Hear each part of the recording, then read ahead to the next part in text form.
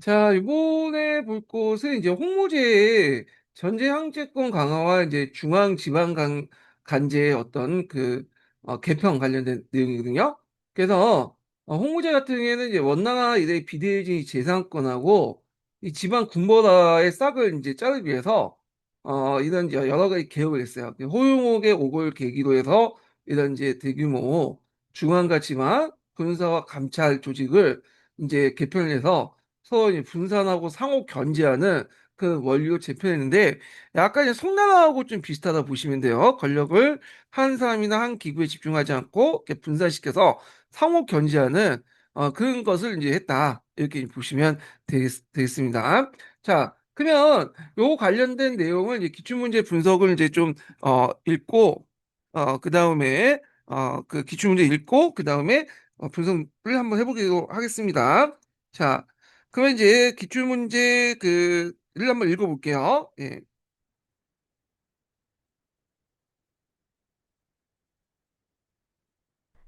다음은 명대의 황제 권력에 관한 자료이다.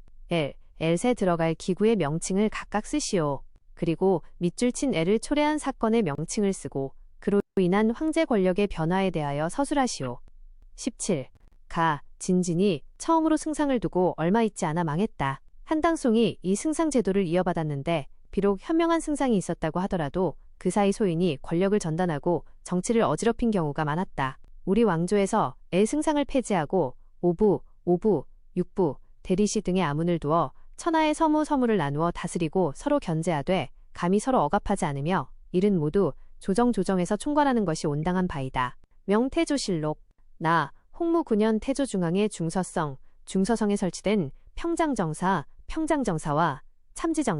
참지정사를 폐지하고 이듬해 통정사사를 따로 설치하여 내외의 상주문을 중서성을 거치지 않고 직접 황제에게 전달케 하였다. 또한 원대 이래 중서성에 예하에서 지방의 민정과 군정을 총괄하던 웜을 폐지하고 대신 포정사사를 두어 민정만을 담당하게 하였다. 홍무 13년에는 대도독부를 폐지하고 L으로 분할하였다. 자, 그러면 이제 그 관련된 기출문제 분석을 내용을 이제 한번 읽어볼게요. 예.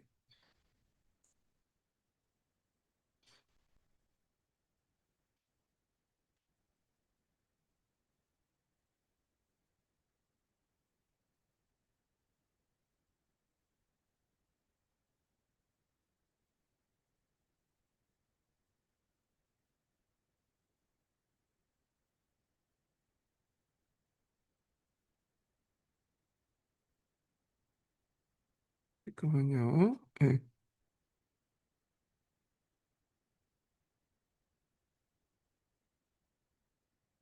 제시된 자료는 명나라 태조 홍무제 주원장과 건국 직후 추진한 중앙집권적 관제 개편과 황제 독재 체제의 확립 과정을 다루고 있습니다.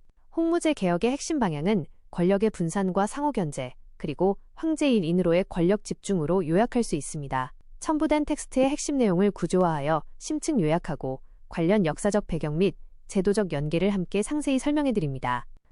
1. 중앙정치기구의 해체, 승상제 폐지와 육부 직속화. 홍무제는 황제권을 위협할 수 있는 가장 큰 잠재적 위협으로 진탄 이래 1000년 넘게 이어져 온 승상권을 지목했습니다. 원대 중서성 답습, 통정사사 신설, 상주문 직속 보고, 호유용의 옥, 1380, 중서성 승상제, 영구 폐지 앰퍼샌드 육부 황제 직속, 중서성의 단계적 무력화, 원대 제도의 한계, 원나라는 중앙의 중서성이 국가 정치를 총괄하고 승상의 권한이 막강하여 황제와 승상 간의 갈등이 빈번했습니다. 보고 체계 분리. 홍무제는 홍무 9년에 중서성의 부장관 격인 평장정사와 참지정사를 폐지했습니다. 이듬해에는 통정사사를 신설하여 신하들의 상주문이 중서성을 거치지 않고 황제에게 곧바로 직달하도록 통로를 개편했습니다. 호유용의 호유용지옥 1380년과 승상제 폐지. 사건의 발발. 주원장의 동양 출신 건국공신이자 마지막 승상이었던 호유용이 권력을 독점하고 반대파를 제거하자 홍무제는 1380년 그가 일본 및 몽골 세력과 결탁하여 반란을 도모했다는 혐의를 씌워 대대적인 숙청을 단행했습니다. 파급 규모. 호유용을 비롯해 연루자 1만 5천여 명이 처형되었으며 대부분 혐의가 입증되지 않은 공신과 관료들이었습니다. 제도적 폐지. 이를 계기로 홍무제는 중서성과 승상제도를 영구히 폐지하고 행정실무를 담당하는 육부, 이호의 병형공을 황제 직속으로 두어 황제가 모든 국정을 직접 결제하는 절대 군주 독재 체제를 완성했습니다. 공신 숙청과 문자의 옥 문자지옥. 홍무제는 왕조의 안정과 황권 강화를 위해 남옥의 옥을 비롯한 4대 공안 사건을 연쇄적으로 일으켜 개국공신과 강남의 유력 지주계층을 철저히 숙청 토사구팽했습니다. 아울러 황제를 비판하거나 조롱하는 뉘앙스가 담긴 글자를 쓴 문인과 지식인들을 가혹하게 처벌하는 문자의 옥을 통해 사대부 계층을 공포로 복종시켰습니다. 2. 지방행정의 분권화, 행중서성 폐지와 3사 체제. 홍무제는 지방장관이 군사와 행정을 모두 독점하여 독립군벌화되는 것을 막기 위해 원나라의 지방관제를 전면 뜯어고쳤습니다. 포정사사, 일반 행정 및 조세재정 전담, 장관, 포정사, 지방 3사 도지휘사사, 지방군사지휘 및 병력관리, 장관, 도지휘사, 3사, 제영안찰사사, 사법재판 및 관리감찰, 장관, 안찰 3대 기구 모두 황제에게 직속되어 상호견제. 원대 행중서성의 폐지. 원대의 행성, 원나라는 전국에 11개 행중서성, 약칭 행성을 두고 최고장관인 승상이 군정과 민정을 모두 총괄했습니다. 홍무 9년의 개편. 홍무제는 1인 장관에게 권력이 집중된 행성이 지방 세력화될 것을 우려하여 행중서성을 폐지하고 행정구역을 성생으로 개편했습니다. 3사 분립과 권력 분산. 성의 최고장관 1인을 두지 않고 기능을 셋으로 쪼개어 3사를 설치했습니다. 1. 포정사사, 민정재정, 호구조사, 부역징발, 조세수취 등 일반 행정을 담당. 2. 도지휘사사, 군사, 지방군대의 훈련과 방위를 담당. 3. 제영안찰사사, 사법감찰, 법률집행, 형벌, 관리들의 비위감찰을 담당. 이들 3사는 동일한 성 안에서 서로 동등한 지위를 가지며 황제에게 개별적으로 직접 보고하도록 함으로써 지방관이 독자적인 세력을 형성하는 것을 원천 차단했습니다. 하부에는 주주와 현현을 두고 기층 농촌사회에는 백시포를 단위로 묶은 이갑제, 리갑제를 실시하여 조세징수와 치안자치를 도모했습니다. 3. 군사 및 사법감찰기구의 재편. 홍무제는 중앙의 군사권과 감찰권 역시 특정 세력이 독점하지 못하도록 분할 직속화했습니다. 9분, 개편 전, 원대답습. 개편 후, 홍무제 개혁. 개편의 핵심 의도. 군사지휘권, 대도독부, 군사권 일괄 총괄, 5도독부, 중좌우 전 후도독부로 분할, 군사지휘권을 5개로 쪼개 황제 직속화, 병부는 군정 인사, 5도독부는 통솔분리, 감찰기구, 어사대, 도찰원, 황제의 눈과 귀가 되어 문무백관 감찰 강화, 특무정보, 어상, 금위위 신설, 황제 직속 비밀경찰기구로 친위경호 및 첩보옥사관장. 4. 사학사적 심층 분석. 홍무제 관제 개편의 본질과 명대 후기 전국의 모순. 홍무제의 관제 개편은 철저한 황제 독재를 목표로 설계되었으나 후대에 예상치 못한 구조적 부작용을 낳았습니다. 1. 1인 독재체제의 구조적 과부하와 내각대학사의 탄생. 과도한 업무량. 승상과 중서성을 없애버리자 전국의 모든 상주문과 결제 업무가 황제 1인에게 쏟아졌습니다. 홍무제와 같은 초인적인 정력가가 아닌 평범한 후대 황제들은 이 방대한 업무량을 감당할 수 없었습니다. 비서기구의 제도화. 이에 영락제 시기에 이르러 황제의 서류 검토와 자문을 돕는 비서관 조직으로 내각대학사를 설치했습니다. 이 내각제는 본래 자문기구에 불과했으나 점차 실질적인 재상 역할을 대행하는 수보체제로 진화하게 됩니다. 2. 명대 후기 환관 전횡, 피용체제의 배태. 홍무제는 환관의 문맹화를 강제하며 정치 개입을 철저히 금지했으나 황제가 모든 권력을 쥐고 내각의 상소표회를 결재해야 하는 구조는 역설적으로 황제의 곁에 있는 최측근 환관, 사례태감의 부상을 불러왔습니다. 나태한 황제들이 붉은 먹으로 내리는 최종제가 피홍 권한을 환관에게 넘기면서 황제 독재를 위해 구축한 기구가 왕진, 유근, 위충현 같은 대왕관들의 국정농단 도구로 변질되는 역사적 아이러니를 낳았습니다. 자, 그러면 이제 문제를 이제 풀어보겠습니다. 자, 여기 이제 뭐 명대 황제 권력 관련된 내용인데, 자, 여기 보면 니은과 디귿에 들어갈 기구의 명칭을 쓰시오. 이렇게 있잖아요. 자, 일단은 니은에 들어갈 것은 행중서성이고요. 그 다음에 디귿에 들어갈 것은 오군 도독부다 이렇게 쓰시면 되겠죠. 그래서 일단은 이제 홍모제 정책 방향을 좀 알고 그걸 먼저 설명해야 되는데 홍모제 정책 방향 중앙 집권화 정책이죠. 그래서 중앙에 중서를 폐지하고 육부의 한계 직속화시키고 뭐 승상제도를 폐지하고 지방의 행중소성을 또 약화시키는 그런 정책들을 이제 했는데요. 그러면 행중소성이라는 것이 뭐냐? 행중소성이라는 것은 그 약칭 이제 행성이라고 하죠. 그 원대 설치한 기관으로서 이제 중소성이 지방에 파견된 출장소 같은 그 기구가 이제 행중소성을 얘기하고요. 지방 최고 행정 단위가 되죠. 그래서 원나라는 정부의 11개 행성을 설치해서 했고 행성에 각각의 지방 승당을 두고 최고 장관을 임명을 했죠. 행성 아래 이제 롤 두고 다시 부주현을 통해서 설치했어요. 그래서 이제 행정장관들은 주로 이제 몽골인과 한인을 각각 두고 정권은 몽골인에게 이제 위임을 했죠. 자, 근데 건국 직후에 원나라 이제 지방 관제를 이제 그 중앙에서 명나라 그대로 이제 계승을 했거든요. 그래서 이제 이 행중소성이 너무 심히 커지니까 이게 지방 세력화될 가능성이 큰 거야. 그러니까 이제 이 홍무 9년에 행중소성을 폐지하고 성으로 개편을 해요. 그래서 행중소성을 행성, 그래서 행을 빼서 성으로 개편하고 성이 이제 일종의 뭐예요? 명정시대 때 최고 행정기구가 되고 지금도 이제 뭐냐면 지방행정기구가 되죠, 최고. 지금도 지방행정기구로서 성이 단위가 쓰이죠. 그래서 그 성에 장관을 두지 않아요. 왜냐면 장관을 두면 이게 뭐냐면 힘이 집중될 거 아니야. 그러니까 이것도 이제 나누죠. 그러니까 포정사를 둬서 거기에 행정을 담당하게 하고 그다음 도지사를 둬서 군사를 담당하게 하고 그다음에 안차사를 둬가지고 감찰을 두게 돼요. 그래서 각각의 세 개의 기관을 이게 분리시키고 그리고 세 명의 이제 담당하는 관리를 두게 되죠. 그래서 상호 견제해서 이렇게 하는 거야. 그리고 이제 이렇게 있다는 걸 좀 기억을 해두시면 되고요. 그래서 이 상호 견제를 통해서 이제 뭐냐면 하면 나름대로 뭐예요? 그, 황제의 어떤 권한을 강화시킬 수 있잖아요. 근데 문제는 이제 컨트롤 타워가 없다는 거죠. 예, 총괄할 수 있는 능력이 없다. 이게 이제 좀 문제가 있는데, 자, 하여튼 그 니은에 들어갈 것은 행중서성이고, 그 다음에 디귿에 들어갈 것은 이제 뭐냐면 오군 도독부잖아요.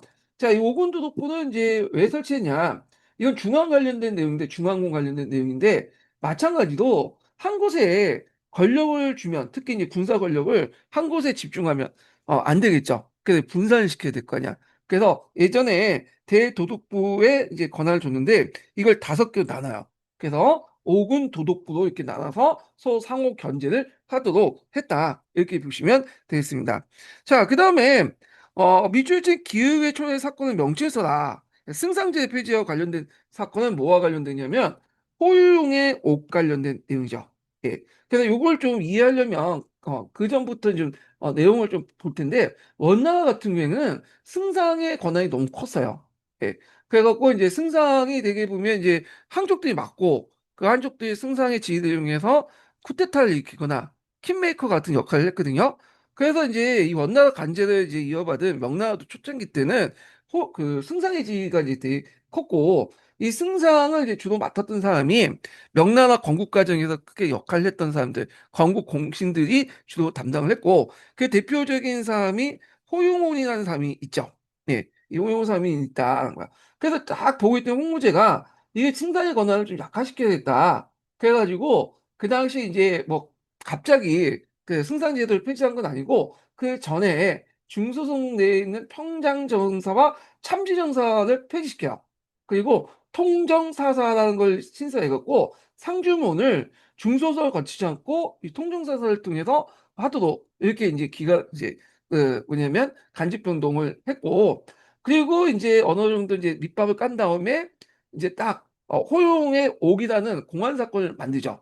여기 이제 그 명목상으로는 이제 호용이라는 사람이 외와 몽골과 결탁을 해서 모반하려고 했다 이렇게 하고 15,000명을 수총을 했는데 실제적으로 이 호용원이 점점 힘이 세지고 그리고 승상이라는 지 올라가면서 힘이 세지고 자기 라인을 만들어 놓고 자기 이제 그 오른팔 왼팔을 만들어 놓으니까 이 이제 이걸 보고 있던 홍무제가 이거 견제해야 되겠다 해가지고 호용을 치죠.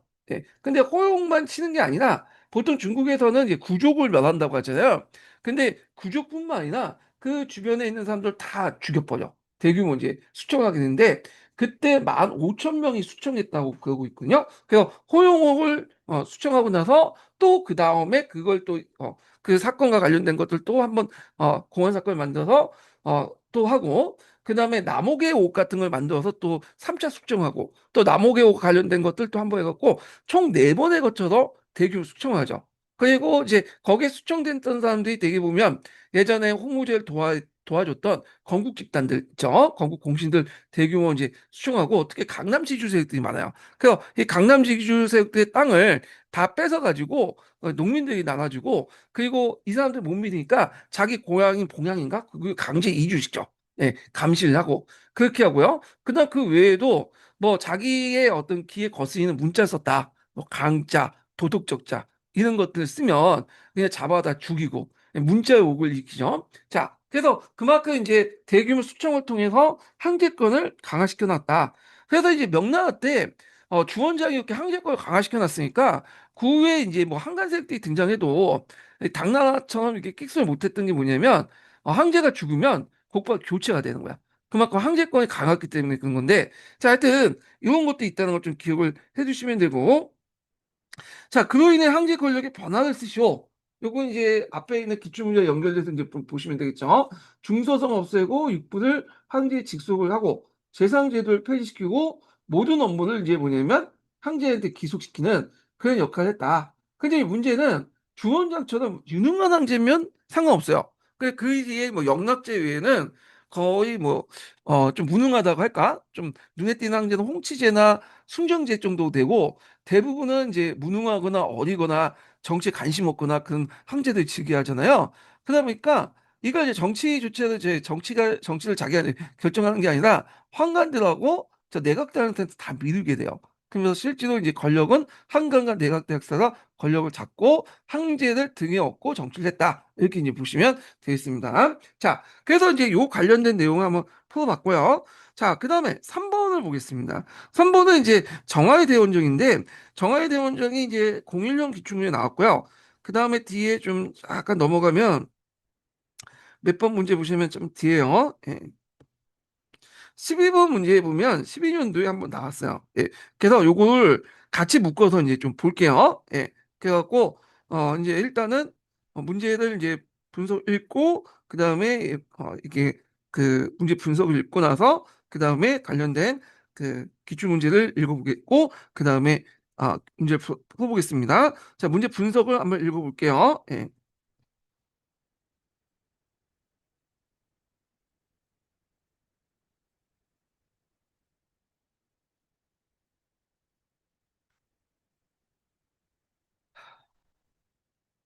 얘가 좀 약간 느리네요. 예, 두 번째 인증번호 알려드릴게요. 두 번째 인증번호는 50번입니다. 예, 두 번째 인증번호 50번이에요. 잠깐만 제시된 기다려주세요. 자료는 15세기 초 명나라 영락제 시기 감행된 정화의 대원정 1405년에서 1433년의 정치 외교적 배경, 원정의 규모와 항해 기술, 그리고 원정로에 위치했던 동남아시아 인도양 주요 국가들의 정세, 베트남 레 왕조, 태국 아유타야, 무라카 왕국, 인도 비자야 나가라 제국 등을 심층적으로 다루고 있습니다. 사료의 핵심을 구조화하여 요약하고 당대 동서교역사 및 역사 지리적 배경을 함께 상세히 정리해드립니다. 1. 명대 해금령과 영락제의 정화대원정 배경, 홍무제의 해금 정책과 관제 조공무역, 사무역 금지와 해금령. 명태조 홍무제는 외구 소탕과 민간 통제를 위해 민간의 사사로운 대외 무역을 일절 금지, 해금령하고 중국인의 해외 진출을 엄격히 차단했습니다. 철저한 국가 독점 조공무역, 남의 여러 나라의 조공 횟수를 3년에 1회로 제한하였으며 외국이 명황제에게 공물을 헌상하면 황제가 답례품, 하사품을 내려주는 사대자소 방식의 관제 무역만 허용했습니다.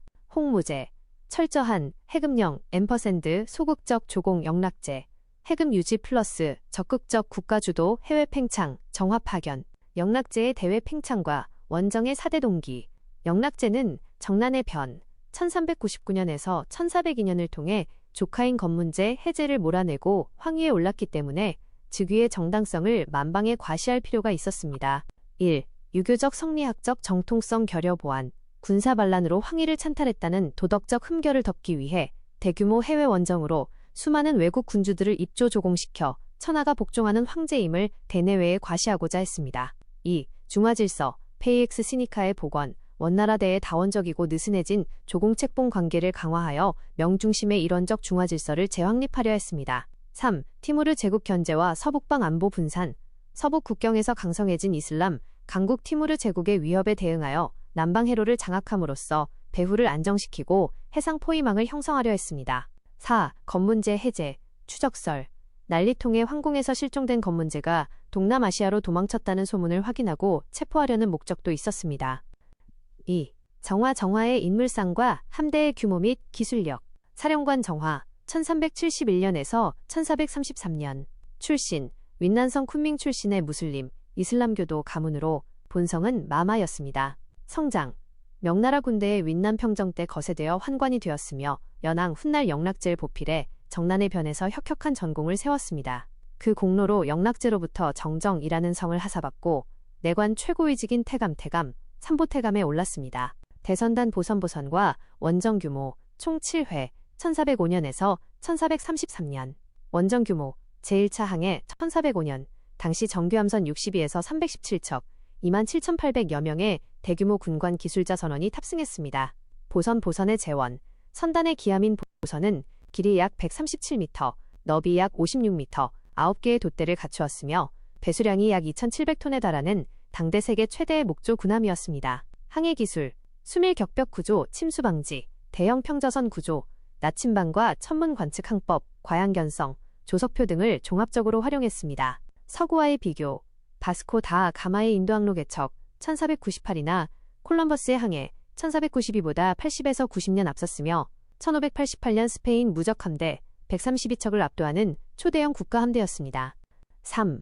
원정로의 주요 행적과 국제질서, 재편, 남중국해 출발, 참파퍼스 아유타야 책봉, 무라카 기지 건설, 앰퍼샌드 해적소탕, 동아프리카 도착, 모가디슈 케냐, 호르무즈 아라비아해, 인도 캘리컷, 앰퍼샌드 실론 국왕 포획, 말라카 해협 제해권 장악, 해협을 위협하던 해적 두목 진조의 첸주이를 소탕하여 해상 안전을 확보하고 무라카에 명나라의 군수교역 기지, 관창을 세웠습니다. 외교적 개입과 책봉, 세력을 확장하던 시암 아유타야에 경고하여 문라카 침략을 억제하고 아유타야 국왕과 문라카 국왕을 각각 책봉했습니다. 군사적 충돌, 명나라 사절을 공격하고 적대 행위를 한 실론 스리랑카의 국왕 알라가코나라를 생포하여 남경으로 압송하기도 했습니다. 원정 범위, 참파, 자와, 수마트라, 실론, 인도 서해안, 캘리컷, 호르무즈, 아덴, 몰디브를 거쳐 아프리카 동해안, 소말리아 모가디슈, 케냐 말린디에 도달했습니다. 결과 30여 개국이 명나라에 입주하여 조공을 바쳤으며 기린사자, 얼룩말 등 진귀한 동물과 이게 보물이 어디까지인 황궁에 거야? 헌상되었습니다. 4. 15세기 정화 원정 당시 주요 기착지 국가들의 정세.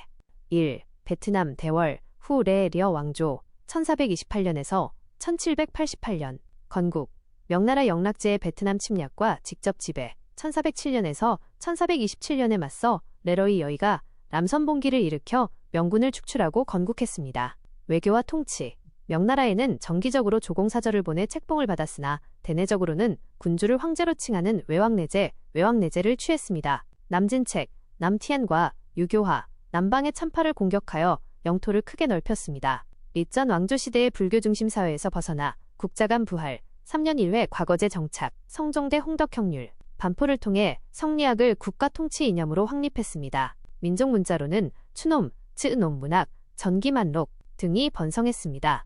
2. 태국 아유타야 왕조 1351년에서 1767년. 성장 수코타이 왕조를 멸망시키고 미얀마, 캄보디아와의 항쟁 속에서 인도차이나 반도의 패권국으로 성장했습니다. 체제 중국의 관료제적 요소를 수용하여 문무관 구분과 육부 중심의 중앙행정체제를 갖추었습니다. 해상무역 벼농사 기반과 더불어 지리적 이점을 살려 중국, 일본, 포르투갈, 조선 등과 통상하며 막대한 중개무역 이익을 취했습니다. 3. 말레이 반도, 말라카, 왕국, 1400년경, 물결표 1511, 설립과 위치, 스리비자야 왕족 출신 파라메스바라가 어촌 마을에 세운 왕국으로 인도양과 남중국해를 잇는 동서해상교역의 핵심 병목 요충지였습니다. 명예 후원과 이슬람화, 정화의 원정을 통해 명나라의 책봉과 군사적 보호를 받음으로써 시암, 아유타야의 위협을 극복했습니다. 이후 서방 무슬림 상인들의 교역을 유치하기 위해 이슬람교로 개종하였고, 이는 말레이 제도를 비롯한 동남아시아 도서부 전체로 이슬람이 급속히 확산되는 기폭제가 되었습니다. 몰락 1511년 신항로를 개척하고 동진해온 포르투갈의 침략으로 멸망하였고, 이후 네덜란드와 영국의 식민 지배로 이어졌습니다. 4. 인도 비자야 나가라 제국과 델리 술탄 왕조 남인도 비자야 나가라 제국 1336년에서 1646년 북인도 이슬람 세력의 남하를 저지하며 번영한 힌두계 제국입니다. 중심 무역한 캘리컷, 고지코드를 통해 고급 면직물과 향신료를 수출하며 인도양 무역의 황금기를 누렸습니다. 16세기 후반 데칸 술탄국의 침입으로 쇠퇴, 북인도 델리 술탄국 15세기 초 정화 원정 당시 북인도는 투글라크 왕조 사이드 왕조로 이어지는 델리 술탄국 시대였습니다. 힌두교 포용책을 편 악바르 대제와 이슬람 원리주의로 반란을 초래한 아우랑제부의 무굴 제국은 16세기인 1526년 바부르에 의해 건국되므로 정화 원정보다 후대입니다. 5. 원정의 중단과 명대 해양 정책의 역사적 퇴행. 중단의 배경 1. 영락제 사후 몽골, 오이라트 타타르의 북방 위협이 다시 격화되면서 군사재정적 역량을 북방방어, 만리장성 개축로 집중해야 했습니다. 2. 유교 사대부 관료들은 정화의 원정이 황실의 사치품 수집과 황관 세력의 권력 확대에만 기여하고 국가 재정을 파탄낸다고 강력히 비판했습니다. 기록 말살과 선박 파괴, 대원정은 선덕제 사후 전면 중단되었고, 병부 관료들은 후대 황제가 원정을 재개하지 못하도록 정화항해도 등 공식 항해 기록을 고의로 소각 금폐했습니다. 대형 원양 선박은 해체되거나 파괴되었고, 명나라는 연안 경비용 소형선만 남겨둔 채 완전한 쇄국적 해금 정책으로 회귀했습니다. 역사적 결과 중국 조정이 해상 패권을 스스로 포기함에 따라 16세기 이후 동남아시아와 인도양 해상 교역로는 포르투갈, 스페인, 네덜란드 등 서구 해양 열강에게 완전히 넘어가게 되었습니다. 그러나 원정 과정에서 구축된 항로 지식과 현지 거점망은 명조정의 금령에도 불구하고 수많은 민간 중국인들이 동남아로 이주하는 계기가 되어 오늘날 동남아 경제의 중추인 화교, 사회가 형성되는 결정적 토대를 마련했습니다. 자, 그러면 이제 관련 문제를 이제 풀어보겠습니다. 자, 여기 보면 그 정화 원정로 관련된 내용이죠. 그 항해를 통해서 이런 이제 무역 형태를 중국에서 일반적으로 무엇이라고 부르며 이 원정을 지닌 역사적 의의를 무엇인지 세 가지 이상을 기수하시오. 이렇게 있거든요. 자, 이게 01년 기출 문제인데 요 지도는 그 당시에 이제 그 뭐냐면 문제가 아니라 나중에 이제 이렇게 편집한 그 지도예요. 그 당시 지도는 지금 공개되어 있지 않기 때문에 문제가 정확히 이제 모르고요. 하여튼 그 비슷비슷한 걸로 이제 해서 이렇게 지도를 만들었어요. 자, 그러면 이제 여기에서 이제 볼 게 뭐냐면 명나라의 이제 정책 관련된 내용을 볼게요. 명나라는 주원장부터 쭉 해군 정책을 유지했어요. 그래서 주원장 때 시의 해군 정책은 명나라가 멸망하까지 계속 유지가 되죠. 물론 중간에 16세기 때 좀 완화가 되긴 하지만 이렇게 있고요. 그래서 개인 간의 어떤 사무역은 완전히 금지시키고 국가 중심의 어떤 조공무역만 이렇게 남겼다 이렇게 보시면 되고요.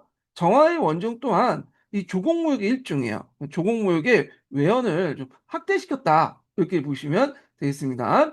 그래서 이제 여기가 이제 들어갈 게 조공무역이다 이렇게 보시면 되고, 자, 이 원정은 이제 명나라 난징, 난경에서 이제 출발해서 치안조우, 강조우 거쳐서 여기 보시면 있지만 참파, 캄보디아, 아유티야, 자바, 물라카 이렇게 있고 캘리코까지 이제 갔던 거고요. 일본 이제 분견대는 어디까지 갔냐면 여기 이제 이렇게 중동 지역과 아프리카까지 동아프리카까지 뭐냐면 갔다 이렇게 이제 보시면 되겠습니다. 자, 그럼 이 원정이 지닌 역사적 의의를 볼게요. 자, 보통 시험 문제에서 의의 관련된 문제가 나오면 이게 뭐예요? 그냥 여러분들 생각을 쓰시는 게 아니에요. 요거는 이제 기본서라든지 교과서에 있는 내용을 쓰셔야 돼요. 그래서 이제 보통 기본서, 교과서에 어떻게 돼 있냐? 뭐 여러 가지 돼 있지만 첫 번째로는 대의적 명예 국위 서양 및 조공지수를 확대시켰다. 그래서 300개 이상의 동남아시아와 그다음 30개 이상의 동남아시아와 인도양 연안 국가들이 명나라의 조공책봉 체제에 편입됐고요. 명예 국제 위신이 크게 이제 강화되고 중화주의 질서를 대외적으로 확립했다. 두 번째로는 하교의 어떤 진출이 되었다는 거죠. 네. 그래서 물론 이제 하교는 예전부터 있었어요. 동남아시아 하교들은. 근데 이걸 계기로 해서 더 확대됐어요. 그래서 이걸 통해서 이제 동남아시아 하교 사회가 형성됐고 후에 이제 물론 이제 이걸 이제 중국 정부에서는 권장한 건 아니야. 명나라는 동남아시아 학교, 그러니까 밖에 나가는 사람들을 아예 들어오지 못하도록 했어요. 밖에 나가지는 못했고 들어온 사람도 나가지 못하도록 한 거야. 아니, 나간 사람 나가지는 못했고 일단 나간 사람은 중국 안에 들어오지 못하도록 조치를 취했거든요. 이거는 영락제도 마찬가지야. 근데 영락제가 의도하지 않든 간에 의도하지 않았지만 이런 계기로 해가지고 훨씬 더 확대되는 계기로 했다. 원정대원대 현지 정책과 해로 개척을 계기로 해서 중국인대 동남아시아 진출이 본격화되었다. 예. 그래서 하교 사회를 형성하는데 결정이 토대가 되었다. 이렇게 보시면 되고 그렇지만 중국 정부는 그거에 대해서 별로 좋아하지 않았고 이런 것들은 청나라 정부도 마찬가지예요. 청나라도 하교 이렇게 밖으로 나가는 걸 금지시켰고 일단 나가고 들어온 것을 또 금지시켰어. 예. 그래서 이제 이런 정책들이 계속 개선이 됐다. 이렇게 보시면 되겠고요. 그 다음에 세 번째로는 그 남해미 인도양과 아프리카 일대 지리나 풍습, 산물에 대한 정보가 중국 내에서 전해지면서 중국인들 세계인과 남해에 대한 지식이 획기적으로 이제 확장되었다. 그러니까 우리가 이제 장건이 그 뭐냐 비단길 기초하고 연결시켜서 보시면 되고 그때 아프리카에서 기린이라는 그 짐승을 가지고 왔다고요. 이렇게 기린. 이렇게 이제 있죠. 그래서 이제 있는데 이게 원래는 기린이라는 그것은 이렇게 생기지 않았어요. 원래는 이제 중국인들이 믿고 있는 상상선의 동물을 기린이라고 하잖아요.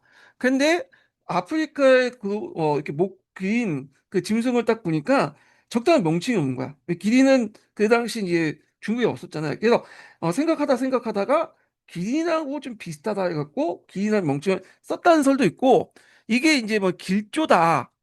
이런 식으로 해석하기 위해서 뭐냐면 기인하고 붙였다는 설도 있어요. 왜냐면 그래야지 황제의 어떤 이제 이런 것들이 권위가 올라갈 수 있잖아. 청명을 받았다는 황제의 권위가 올라갈 수 있다는 그런 것도 있는데 하여튼 이런 것도 있고요.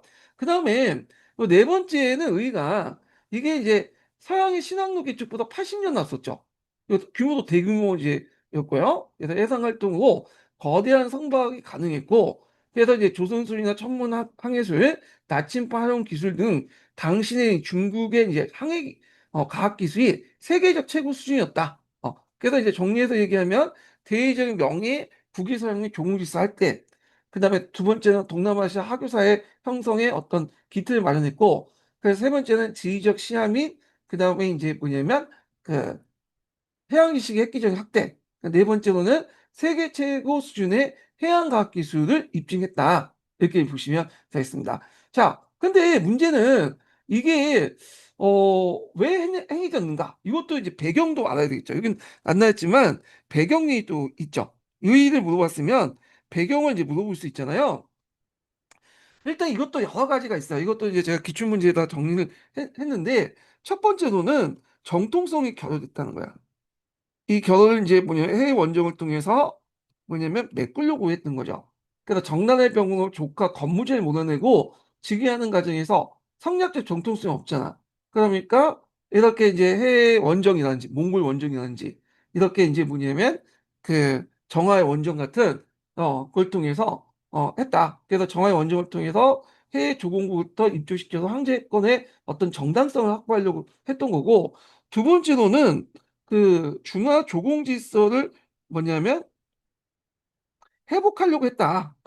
원나라 때 느슨한 이 조공식분 관계를 그냥 다시 이제 중국 중심의 어떤 그런 걸로 하려고 했다. 그러니까 약간 이제 복고주의적인 입각에서 이제 하위 질서 구축 이런 걸 이제 볼 수가 있고요. 그 다음에 세 번째로는 티무르를 견제하기 위해서 이 티무르가 이제 원나라가 멸망하고 나서 자칫 이제 징기스칸 후손이었던 티무르가 명나라를 이제 치게 되죠. 자기가 원수를 갖겠다고. 그러다가 도중에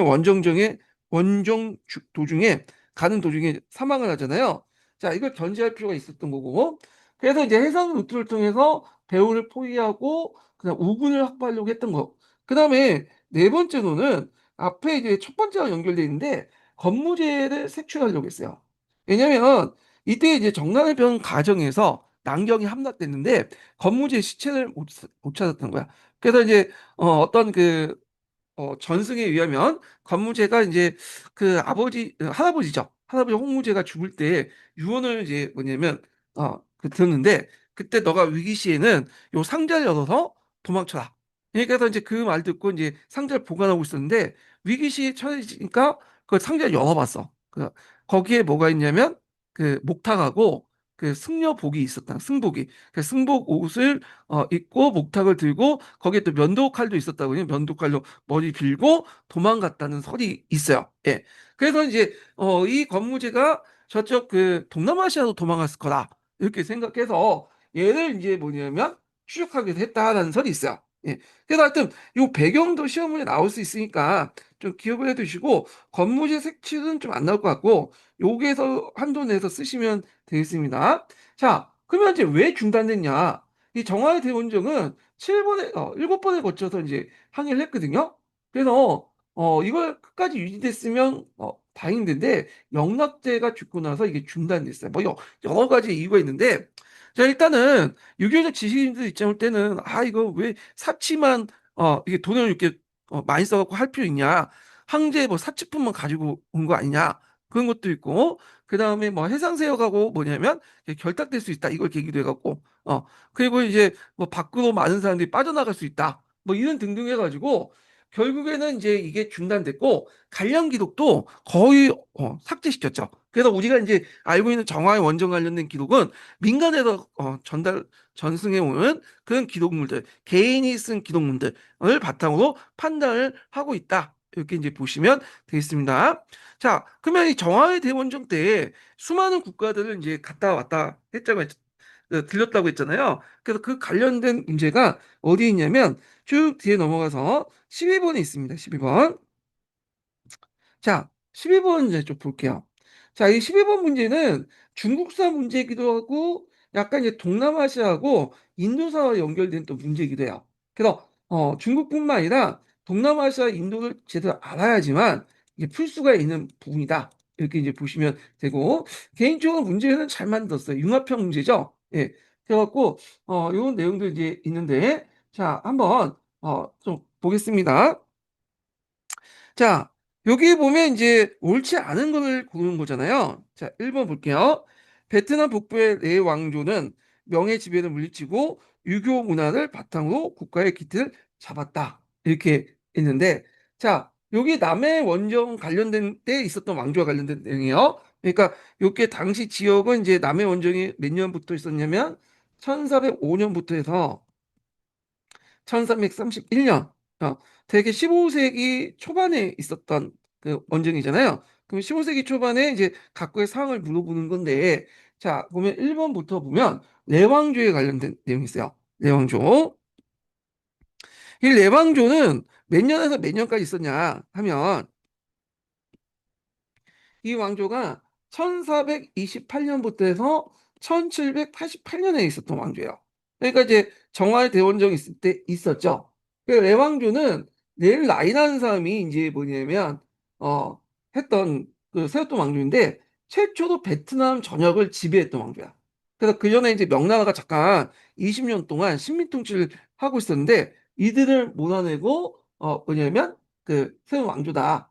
그래서 이제 명나라를 몰아냈지만 명나라의 어떤 문물을 이제 교환을 해야지 살 수 있잖아요. 그래서 명나라 조공사절단을 파견하고 책봉을 맞으면서 조공책봉 관계를 유지했지만 항제 내부적으로는 군주를 항제하고 있어요. 그러니까 일종의 내재 외양 체제를 지냈던 취했던 왕조라는 거죠. 그래서 이제 형식적으로 이제 명나라의 조공사절단을 파견해서 책봉을 받으면서 내부적 군주를 항제에 칭했고요. 요 활발한 남진 정책으로 그 남쪽에 참파라는 왕조가 있어요. 참파. 여기 베트남에 내왕조 있으면 요 참파가 있었는데 이 참파를 점령했어. 그래서 오늘날 베트남 영토를 완전히 장악했던 왕조다.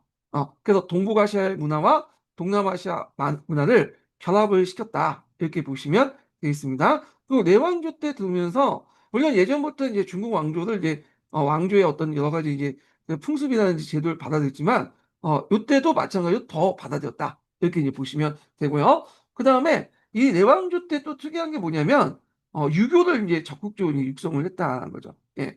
그래서 이때 이제 내왕조 때 예전에도 유교가 있겠지만 형식적인 데만 해서 이때 본격적으로 도입을 했어요. 그러니까 국제감도 부활하고 3년마다 가고제를 관리를 등용하고 그다음에 성종 때는 성냥을 또 보급하려고 했다. 이 내왕조 때. 그래서 이제 이렇게 보시면 되고요.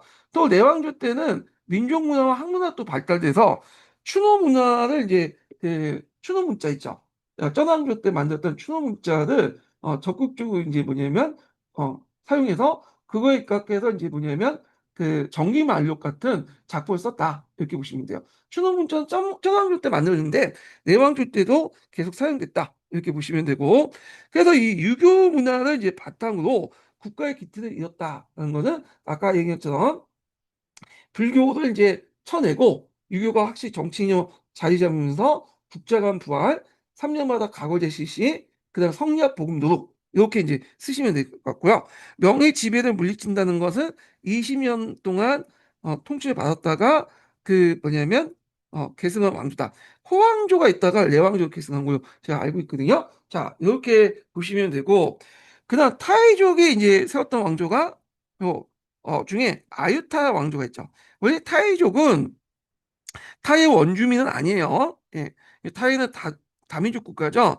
그중에 지금 주민족이 타이족이에요. 타이족.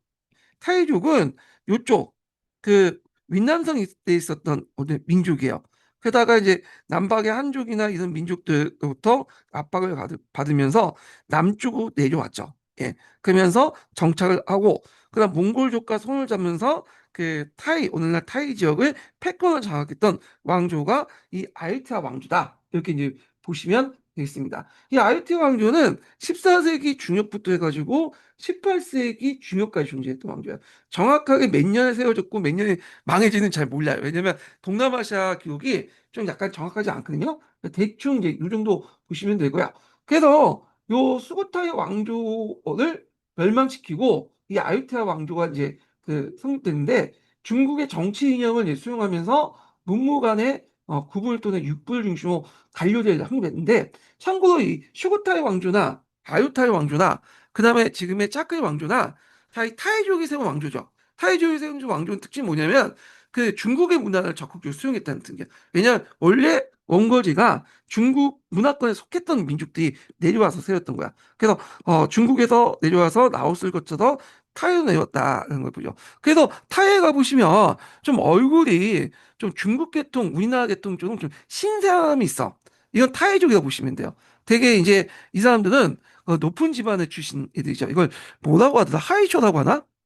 하여튼 그렇게 있는데 그리고 낮은 집안의 이제 있던 기층 민족들은 대개 뭐 타이족과 원주민 혼합됐거나 혼혈이거나 원주민 본토 사람이거든요. 그래서 좀 약간 피부가 검은축축해. 그래서 딱 보고 얘네들은 번역 신색이면 타이족, 순수한 타이족이나 한족 집안이니까 좀 높은 집안의 계층의 사람이고 그 다음에 그 밑에 좀 검은축축한 사람들은 낮은 집안의 사람이다.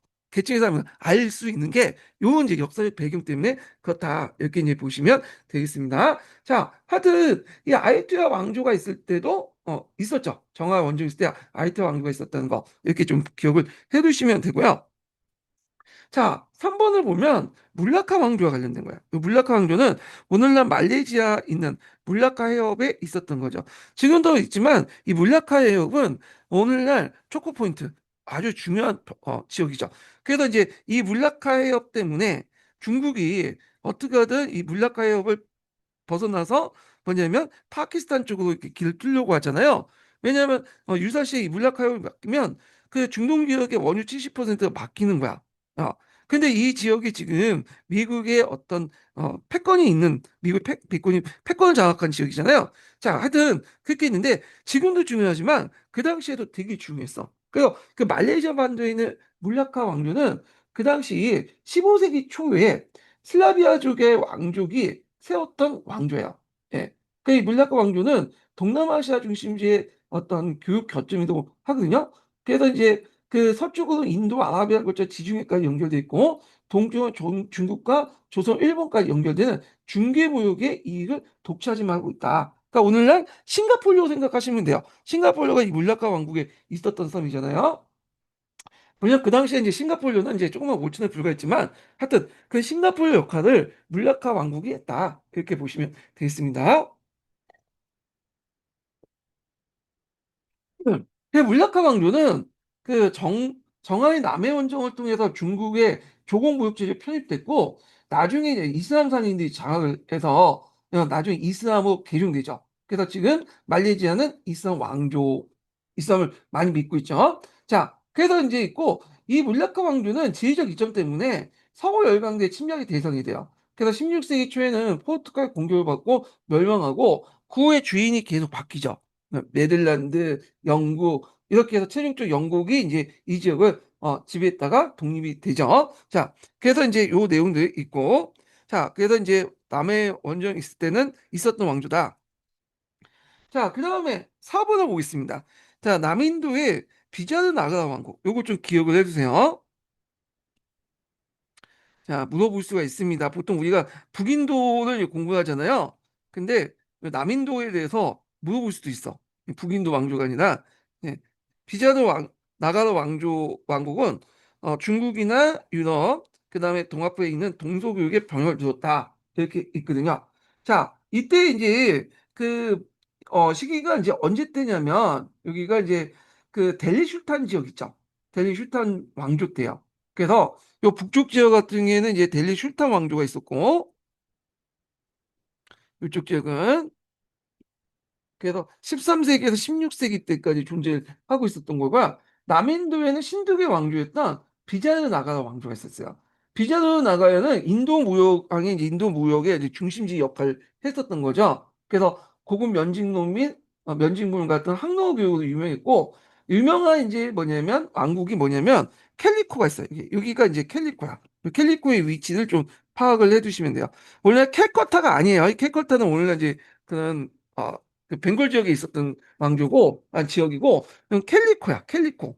캘리코에서 이제 뭐냐면, 이렇게 무역을 많이 했다. 그러다가 이제 16세기 중후반 때 이슬람의 침을 받고 쇠퇴했다가 17세기 때 멸망하죠. 그래서 이제, 아까 말한 무슨 왕조였다? 갑자기 생각이 안 난다. 인도 맞아. 무굴 제국의 멸망을 하게 돼요. 예. 그래서 이제 이렇게 좀 기억을 해주시고요.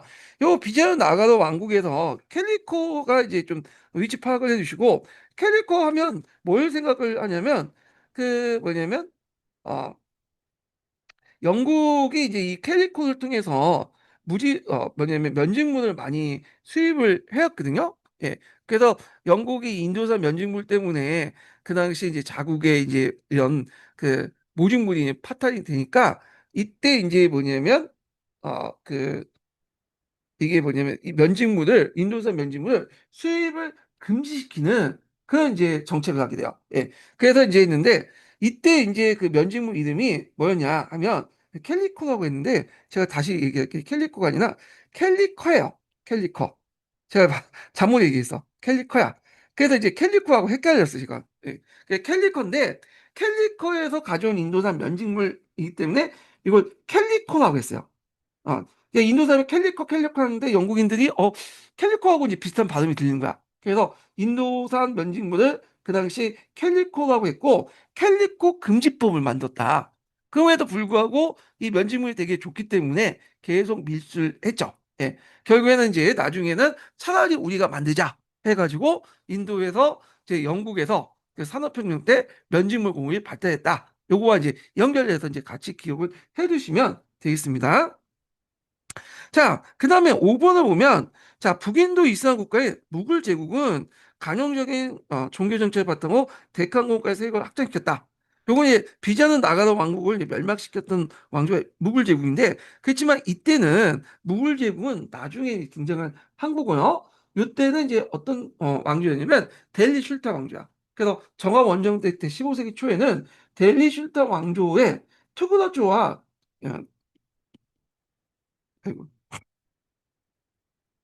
투구도 왕조와 사이드 왕조가 있었어요. 사이드 왕조. 네, 그래서 그때 이제 투구도가 두 번째 왕조고, 사이드 왕조 세 번째 왕조인가? 예, 그럴 거예요. 예. 그래서 하여튼 그 왕조가 있었다. 이렇게 이제 보시면 되겠습니다. 자, 이 투글럭 왕조 같은 경우에는 나중에 이제 티무르 제국한테 멸망하죠.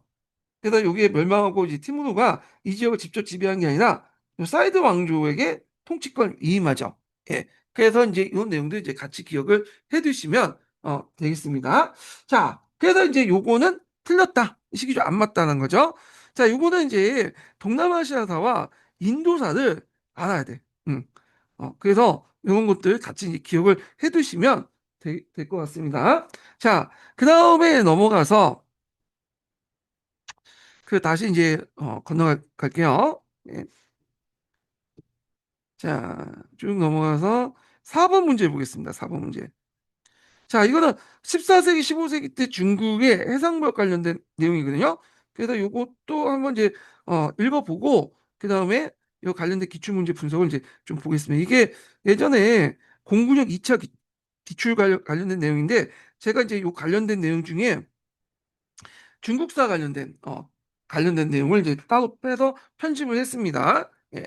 자, 그러면 내용을 한번 기출문제 분석을 읽어보는데 이게 이제 넘어가기 때문에 일단 분석 내용을 읽고 문제 내용을 보겠습니다.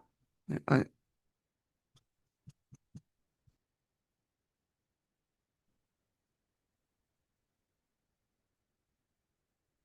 여기 있고 예. 제시된 자료는 원나라의 개방적 대외 무역과 명나라의 폐쇄적 해금령의 차이점, 그리고 명나라와 일본 무로마치 막부간에 전개된 감합무역의 성립 배경, 운영 메커니즘, 영파의 난, 1523 및 종말 과정을 심층적으로 다루고 있습니다. 핵심 내용을 체계적으로 구조화하고 관련 역사적 배경을 상세히 정리해드립니다. 1. 원나라와 명나라의 대외 무역 정책 비교. 구분주, 요 특징.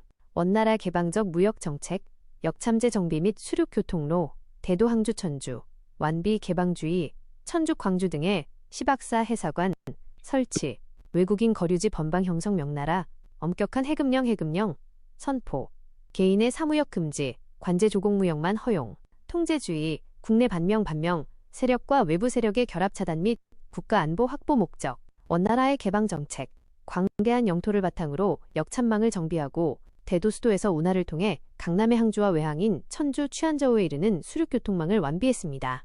시박사 세관에 해사관, 세관원을 두고 외국인 거류구역인 번방을 설치하여 동서교역을 전폭 지원했습니다. 명나라의 통제정책. 명태조 홍무제는 국내 반체제 세력이 해상 세력 및 외구와 결합하는 것을 막기 위해 해금령을 내렸습니다.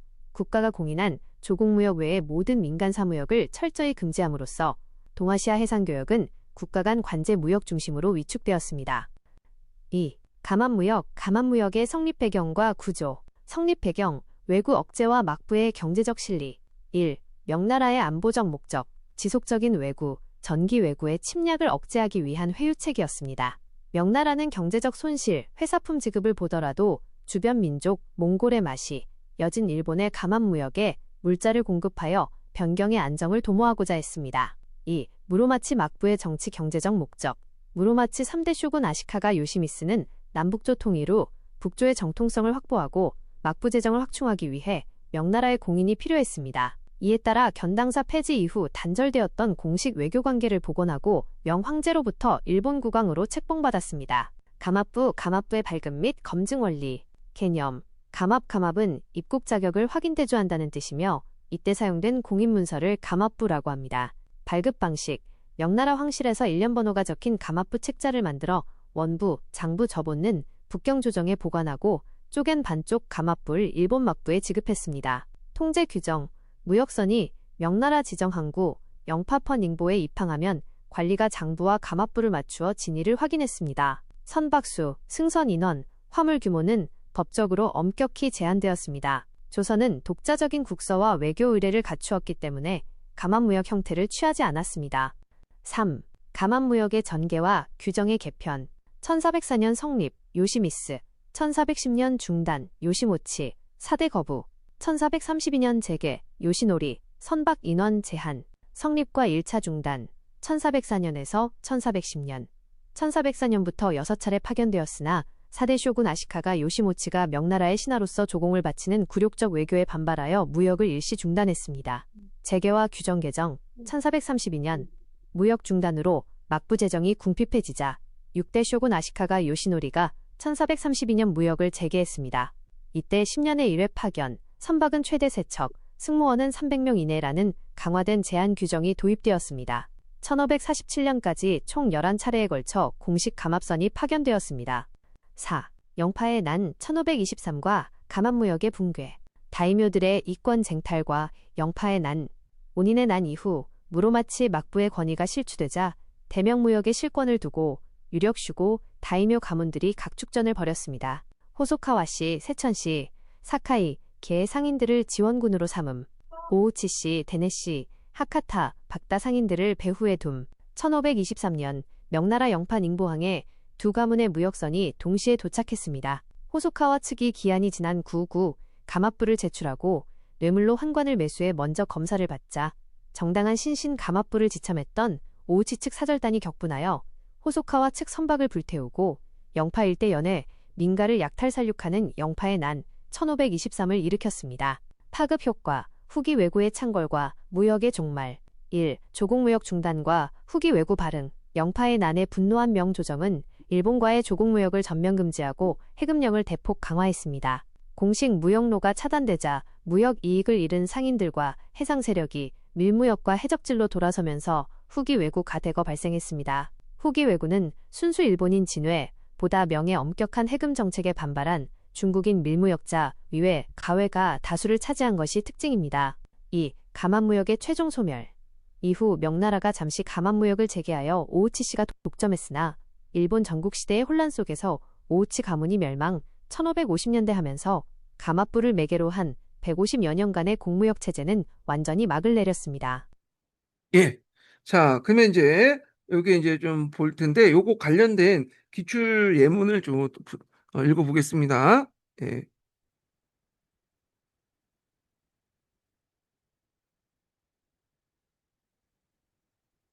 여기까지 읽었나?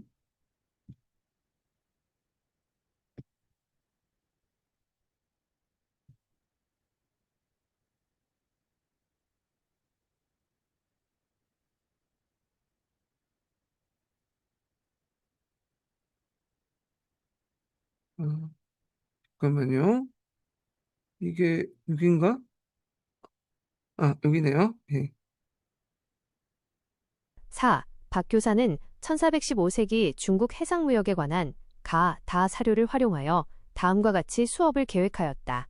다음 물음에 답하시오. 9년 2차 학습 자료. 중국 사람들의 관례는 어떤 정크선이 출항하려고 하면 해사관과 서기가 배에 올라와 항해자 중 누가 궁수이고 누가 심부름꾼이며 누가 선원인가를 일일이 등록한 다음 출항을 허락한다. 그 정크선이 중국에 돌아오면 역시 그 관리들이 배에 올라와 이미 등록된 인원과 대조 확인한다. 등록된 인원 중에서 한 명이라도 빠지면 그에 관한 선주의 해명을 요구한다. 사망했거나 도주했거나 아니면 다른 사고가 일어났을 경우는 그에 관한 증거만 제시하면 무방하나 그렇지 않을 때에는 구속한다. 이러한 인원 점검이 끝나면 선주로 하여금 선적한 크고 작은 모든 화물을 구체적으로 신고하라고 한다. 그리고 나서야 하선할 수 있다. 해관원들은 화물을 직접 확인한다. 만일 은폐물이 발견되기만 하면 정크선과 함께 모든 화물은 국고에 납입된다. 이것은 일종의 폭거가 아닐 수 없다. 이분 바투타 여행기. 이미 오래전에 우리나라가 서적과 동전을 국외로부터 수입하게 해달라고 부탁한 적이 있습니다. 지금 다시 서적과 동전의 수입을 희망하는 바 그 상소문을 받아주시기 바랍니다. 동전에 대해 말씀드리자면 영락년간에는 귀국이 많은 액수를 공급해 주었으나 최근에는 그러한 일이 없어 정부의 창고가 텅 비고 말았습니다. 이래서는 민생을 향상시킬 수도 없으니 부디 빠른 시간 안에 수입을 허락해 주시길 간절히 바랍니다. 종류의정 이명의 황제에게 보낸 글 1454.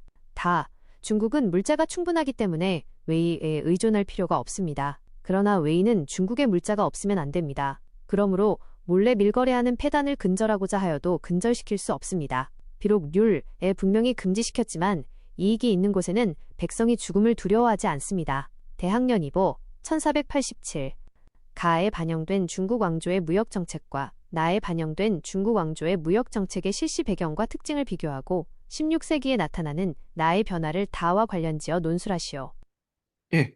자, 요거는 지금처럼 딱딱 떨어지는 그 문제가 아니라 논술형 문제거든요. 그래서 뭐 이런 식으로 문제 나오지는 않을 것 같지만 일단은 부분적으로 이제 제한된 형태로 이제 물어볼 수는 있겠죠. 예. 자, 그러면 이제 일단은 가부부터 보겠습니다. 자, 가사전은 이분 바투타 여행기가 이제 있는데요. 요거 내용을 보면 이제 원나와 관련된 내용이에요. 그래서 시박사와 관련된 내용이 있죠. 그래서 시박사에서 이제 뭐 인원이나 화물 검소하거나 밀수품을 적발 시 이제 성곽을 몰수해서 국가 관리하에 이제 개방적 해상 교육 정책을 했다. 그래서 원나라는 이제 상당히 개방적이다는 걸 볼 수가 있는데 명나라 들면서 이제 폐쇄적 운영을 하게 되죠. 그래서 나와 다가 이제 명대에 들어와서 이제 관련된 정책들인데 자 일단 나는 뭐냐면 여기에서 이제 일단 종립위정이라는 사람이 있는데 이거는 이제 한자로 이렇게 불려주는 한자 이름이고 원래 이 사람의 이름은 이제 그 뭐냐 일본에서는 아스히카카 요사마사인가? 아사카가 요시미스라고 이제 하는 사람이죠. 아시카카 요시마사야. 요시미스가 아니라 이게 이제 이 사람이 1454년인데 이게 무로마치 이제 막부 8대 쇼군이에요. 그래서 그때 이제 동전이나 서적 같은 걸 수입을 요청을 했다. 특히 이제 명나라 같은 경우에 명나라 동전이 그 당시 이제 그 무르마치 막부에 널리 확산이 됐거든요. 그러니까 지금 그 당시 명나라 동전은 일종의 뭐예요? 달러라고 보시면 돼요. 예. 이렇게 해서 가방무역 관련된 내용이 있다. 이렇게 이제 보시면 될 텐데, 자 일단은 이 가방무역에 대해서 좀 설명을 할 필요가 있어요. 이 감압이란 것은 명나라 정부가 이제 조공무역을 하면서 일종의 이제 뭐냐면 조공을 내면 해사품으로서 그 해사품에 들어가는 그 있죠. 그러니까 상대가 조공을 갖다 바치면 그 대가로 이제 회사를 주잖아요. 그래서 조공과 회사의 물품을 정할 수 있는 그 허가증을 말한 거야. 교육할 수 있는 그 물품을 이제 할 수 있는 그래서 가bab을 가지고 와야만 조공할 수 있고 그다음에 해설을 할 수 있는 그런 것들 조공무예가 있는데 가bab은 이렇게 생겼죠. 그래서 쫙 잘라가지고 이게 도장을 찍고 이게 도장을 맞춰보는 식으로 했는데 이거는 일본가 했던 무조 뿐만 아니라 주변 그 민족도 같이 했어요. 다 했어. 그 일본도 했고 그 여진족에도 감압을 줬고 동남아시아 국가에도 다 했고 그래서 이런 게 감압 무역이다 이렇게 보시면 돼요. 다만 우리는 일본과의 무역에서만 보고 감압 무역을 했다고 생각하지만 일본 외에도 여러 나라가 감압 무역했는데 다만 조선이라는 나라는 제외시켰죠. 조선은 특별 예외야. 조선은 아주 그 뭐냐면 제1의 이제 뭐냐면 종속국이고 번국이기 때문에 예외를 해갖고 이 가망 없이 무역을 했다. 상당히 명나라가 조선을 상당히 특별 대우해줬다. 이렇게 이제 보시면 될 텐데 자, 그러면 여기에서 이제 볼 때 가망무역에 대해서 이제 볼게요. 일본에 한정돼서 이제 좀 보겠습니다. 명나라 태조 홍무제는 그 당시 연안의 반명 잔당 세력들이 바다 건너 이제 외세와 외부와 이제 결합된 걸 차단하기 위해서 해금령을 내렸어요. 예. 동시에 일본 무르마치 막부에게도 그 외구 단속을 요구를 했거든요. 그래서 그 당시 이제 명중심의 정통적인 조공책 공짓을 했는데 근데 물론 이제 이때는 일본이 초창기 때 무효마치 정권이기 때문에 남북조 시대가 갖고 왔다 갔다 했고 엄민호 홍무제 때 이제 접속했던 그런 일본 정부는 그 북조의 무효마치 정권은 아니에요. 그 남조의 정부야. 그래서 그 당시 이제 홍무제가 그 일본 군왕이라고 해서 그 남조의 청왕을 그 임명을 했는데 이게 좀 바뀌었죠. 그래서 그때 이제 홍무제가 죽고 나서 관무제가 즉위할 때는 이제 남북조를 통일했던 사위는 등장했죠. 3대 요시미스죠. 예. 요시미스 때부터 이제 뭐냐면 정식적으로 이제 건무제 때 이렇게 해서 조궁책 본강을 맺게 되고요. 그리고 더 나아가서 영락제 들면서 감압무역을 실시했다. 이렇게 보면 돼요. 그러면 명나라 정부가 왜 감압무역 허용했냐? 일본이 그 당시 그 왜구가 극성했죠. 그 정기왜구라고 하는 14세기 때 정기왜구. 그 정기왜구를 뭐냐면 일본 정부를 통해서 단속하기 위해서 이렇게 가방무역을 했고 초창기 때 이 우르마치 막부가 국가 재정이 별로 안 좋았어. 그러다 보니까 그 요시미스가 적극적으로 조공 책봉 관계를 맺고 뭐냐면 일본 공항이나 침을 또 받죠 요시미스가. 그러니까 책봉 받았던 이유가 그 뭐냐면 일본 역사상 거의 유일무이하다고 보시면 돼요. 아니 두 번째다. 예. 그래서 그 앞에 남북조 시대 때 받았고 일본 외왕이 와갖고 그 중간에 경당사 경수사 같은 경우에는 조공 모형만 했지 책봉 관계를 받지 못했고요. 그 무르마치 때 들어와서 거의 1000년이죠. 뒤에 뭐냐면 이렇게 책봉을 받았어요. 그래서 조공무역과 함께 책봉을 했다.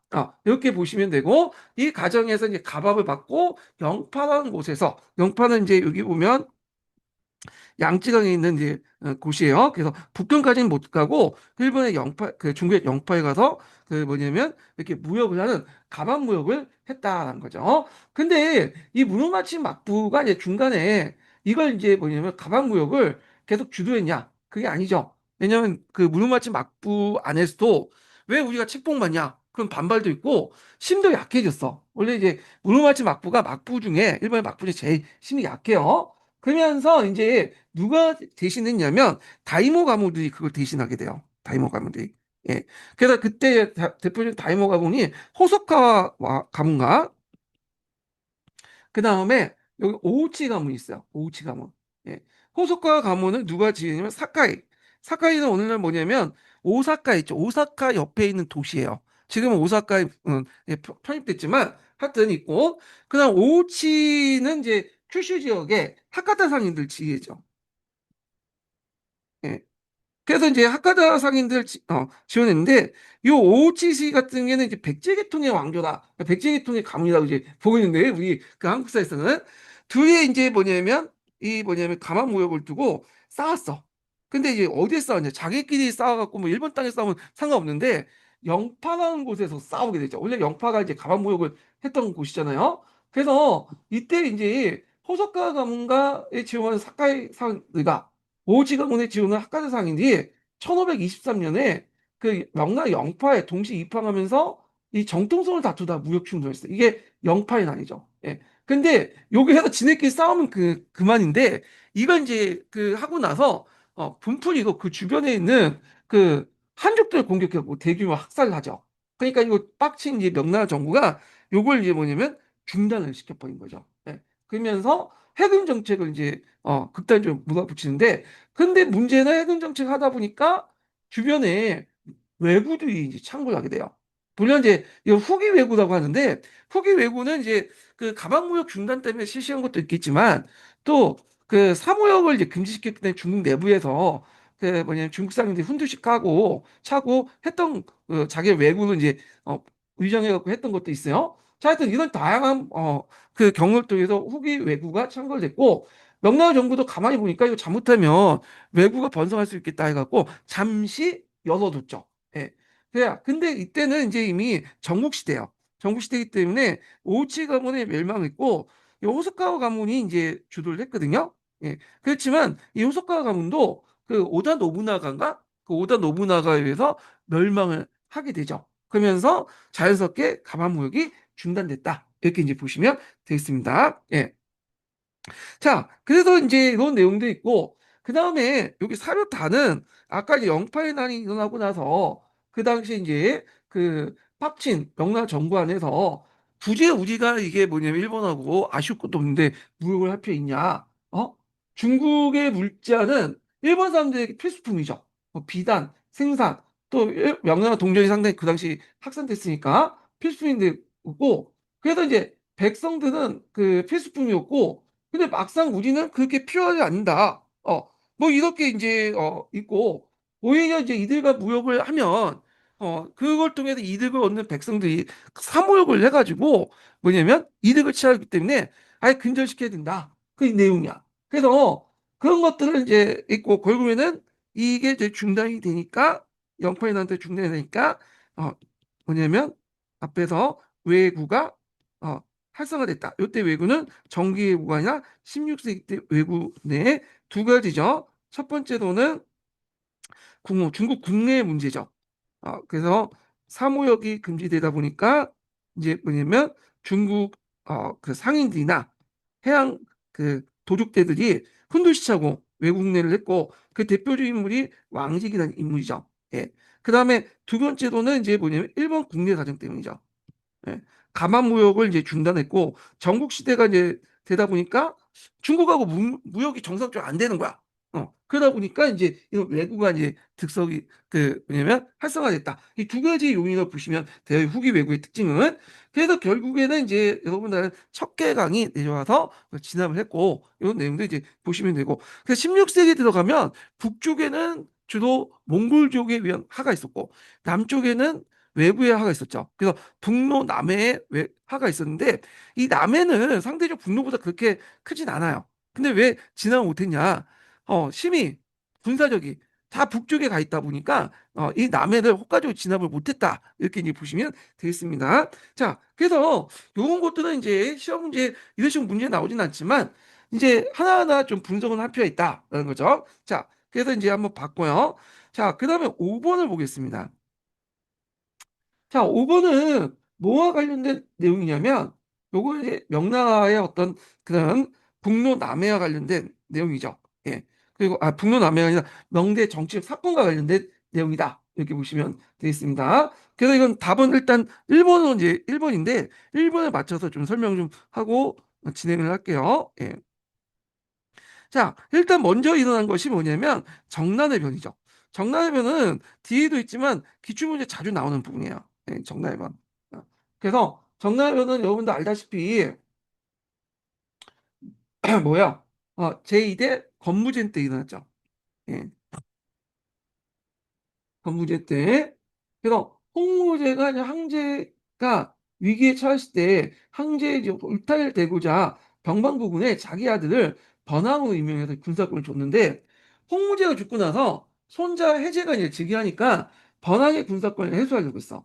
그래서 봉건세 재앙들을 누르, 누르는 정책을 하니까 그거에 대해서 그 영경, 원래 북경을 지켰던 이제 영락제가 반발해가지고 일어났는데 이 사람이 이제 비록 자기가 작은 아버지지만 그 해제의 신하잖아요. 그러니까 신하가 황제에 반해서 쿠데타를 일으킨 명분이 없잖아. 그래서 내었던 이유가 명분이 뭐냐면 주변의 간신배를 제거한다는 거야. 이게 정난이거든. 그래서 이건 정난의 변이라고 한다.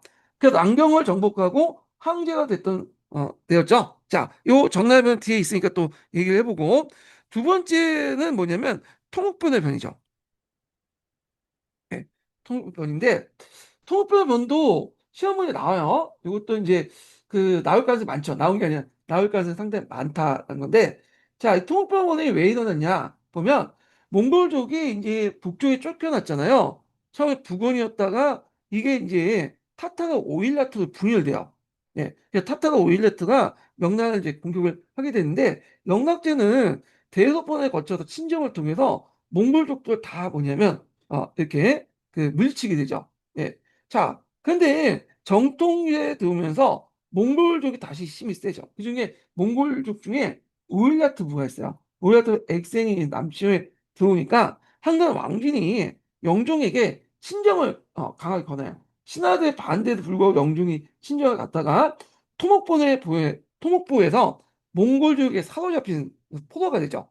왕진은 그때 이제 부하에게 살해당하고 이걸 통분의 변이라고 하는데 자 그리고 이제 몽골은 이 그 뭐냐면 영락 그 누구야 그 영종을 그 죽이지 않아. 왜냐면 인질로 잡아있다가 이제 명나라 정부부터 인질 대금을 받으려고 했거든요. 근데 명나라 조정에서는 그 몽골 그 엑센이 명나라 정부에서는 그 당시에 이제 그 오일라트가 이제 그 엑센이 이제 불렸던 그 인질 대금이 너무 높은 거야. 그래서 그러면 너네 가져라. 우리는 그 새로운 황제를 세우겠다 하면서 영종의 동생이었던 경태제를 세우죠. 이게 자 그러니까 엑센이 이거 보니까 이제 영종을 가지고 있어봤자 손해인 거야. 아무 쓸데가 없는 거죠. 뭐 죽일 수도 없고, 황제인데. 그렇다고 해서 황제를 그냥 내버려둘 수는 없잖아. 또, 모셔야 될 거 아니야. 그러니까 유지비용이 있겠죠. 품위 유지비용이. 그러니까 손해니까 그냥 영종을 돌려보냈어요. 그냥. 돈도 안 받고. 그러니까 영종이 이제 다시 들어왔는데, 자기가 이제 동생이 항태제죠. 예. 그래서 경태제잖아. 그러니까 영종이 이제 마치 상황은 됐는데 막 정치에 간섭할 수 없는 그런 상황이었죠. 그래서 그 경태제 위에서 영종이 유패가 당해요. 그러다가 나중에 영종이 쿠데타를 다시 일으키죠. 그리고 나서 황제가 돼요. 그리고 뭐냐면 다시 즉위를 하게 되죠. 그 영종 같은 경우에는 보통 그 연호가 두 개가 있어요. 그렇기 때문에 이 사람은 이제 보통 일세 일원제를 적용되지 않고 그냥 묘를 쓰죠. 예. 그래서 이렇게 다시 즉위한 그 사건을 탈문의 변이라고 해요. 탈문의 변. 예. 이게 세 번째 사건이죠. 세 번째 사건이고 이게 첫 번째, 두 번째, 세 번째고 자, 경수의 변이 뭐냐? 경수해변은 세종 때 일어났죠. 세종 가경제 때 타타르족의 다양한 칸에 손재했던 아르탄 칸이 그 뭐냐면 중국을 침입해. 그래서 1550년에 북경을 포위한 사건이 있어요. 이 경수의 변이라고 하는데 자, 그래서 북경을 한 두 달 동안 포위한 사건을 이제 뭐냐면 경수의 변이다 한다. 그래서 이제 이런 것도 있는데 경수의 변도 시험 문제에 나올 수 있습니다. 예. 그래서 요거 이제 좀 파악을 해두고요. 잠깐 이제 제가 이제 좀 아까 할 때 그 좀 잘못 설명한 부분이 있거든요. 요거 좀 수정하고 넘어갈게요. 제가 이제 델리 슐탄 오왕조 할 때 그때 이제 별 중요한 건 아니에요. 그 두 번째 왕조가 투크르크 왕조고 그다음에 투크르 왕조고 세 번째 왕조가 사이드 왕조였잖아요. 근데 아니라 두 번째 왕조가 할지 왕조고 세 번째가 투크르크 왕조. 그다음에 네 번째가 사이드 왕조예요. 이거 좀 수정해주고 세 번째, 네 번째입니다. 마지막 누리왕조인데 뭐 중요한 건 아니에요. 예. 자, 그래서 그 앞에 이제 투크루크 왕조 때 그 우리 앞에 얘기한 티무르가 쳐들어왔고 티무르가 이 왕조를 멸망시키고 나서 사이드 왕조라는 계대 왕국을 만들고 들어갔다. 이렇게 이제 보시면 되겠습니다. 자, 그래서 이제 이렇게 있고 자, 그다음에 이렇게 있고 그다음에 아르드 칸이라고 했는데 아르트 칸은 좀 약간 생소하죠. 그 알타칸이라고 알타칸 누군지 알죠? 예. 그래서 이렇게 이제 좀 보시면 되겠습니다. 자, 그래서 이렇게 있고, 요 부분은 경수해변 관련된 부분은 뒤에도 있어요. 예, 그 내용을 이제 참조를 해주시면 되겠습니다. 자, 그 다음에 6번 문제는 이제 있는데, 6번 문제는 이제 앞에 언급했던 그 뭐냐면 정란해변 관련된 내용이죠. 그래서 정란해변 관련된 내용인데요. 자, 여기 관련된 내용을 이제 한번 또 읽고, 그 다음에 강의 관련된 내용을 분석을 해보도록 하겠습니다. 자, 먼저 한번 예문 읽어볼게요. 예.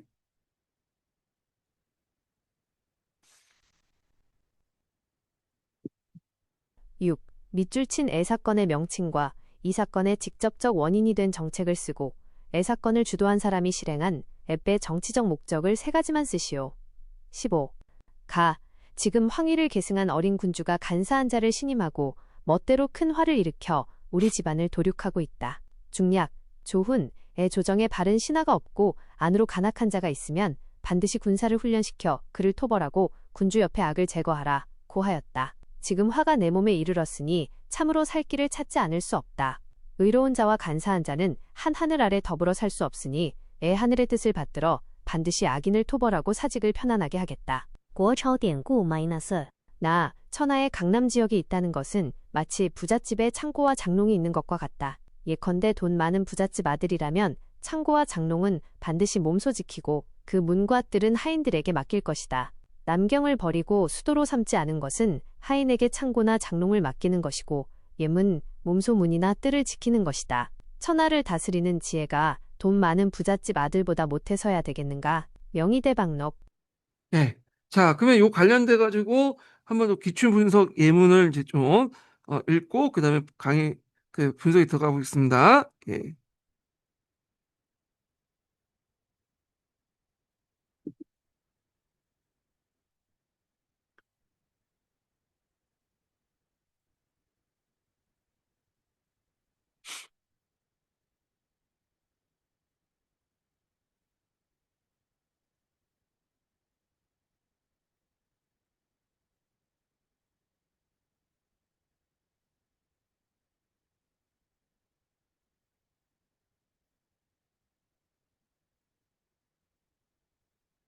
제시된 사료는 명나라 초기 황희 계승을 둘러싸고 벌어진 최대의 내전인 정난의 변, 정난지변의 발발 배경, 전개 과정, 정치적 결과, 그리고 영락제에 의해 단행된 북경천도, 북경천도의 다각적 배경과 역사적 의의를 심층적으로 다루고 있습니다. 이게 왜 중단됐나, 갑자기? 잠깐만요. 제시된 사료는 명나라 초기 황희 계승을 둘러싸고 벌어진 최대의 내전인 정난의 변, 정난지변의 발발 배경, 정해 과정, 정치적 결과, 그리고 영락제에 의해 단행된 북경천도, 북경천도의 다각적 배경과 역사적 의의를 심층적으로 다루고 있습니다. 얘가 도중에 지금 약간 중단이 된 것 같아. 그래서 요거는 좀 쉬었다가 다시 할게. 이게 아마 저쪽 그 서버하고 이렇게 그 통신이 안 되다 보니까 그런 것 같은데, 자 일단은 요거는 좀 쉬었다가 다시 한번 또 시도하도록 해보겠습니다. 예. 그래서 오늘 여기까지 해서 잠시 쉬었다 할게요. 예.